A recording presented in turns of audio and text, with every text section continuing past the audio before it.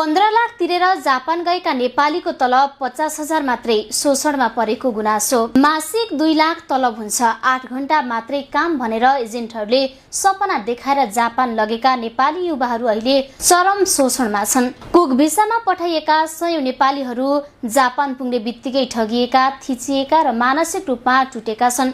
रेस्टुरेन्टमा पुगेपछि 12 देखि 13 घण्टा काम गराइन्छ। तलब मुस्किलले 50 देखि 80 हजार हुने गर्छ। त्यो पनि ढिला, कहिले त महिनौ खानपिन दिएर फ्रीमा काम गराइन्छ। सबैभन्दा दुःखद पक्ष शोषण गर्नेहरू प्राय आफ्नै नेपाली वा भारतीय साहुहरू हुने गर्छन्। कर आफै तिर्नु पर्ने, बोल्दा गाली र डिपोर्टको धम्की दिने गरेको त्यहाँ रहेका नेपालीहरूको गुनासो छ। उनीहरू नेपाल फर्किनु पर्ने हो कि भन्ने डरले बाध्यतामै बसेर काम गरिरहेका छन्। जापानमै रहेका एक युवकले भने 4 महिना भयो खाना मात्रै दिएर काम गराएका छन्।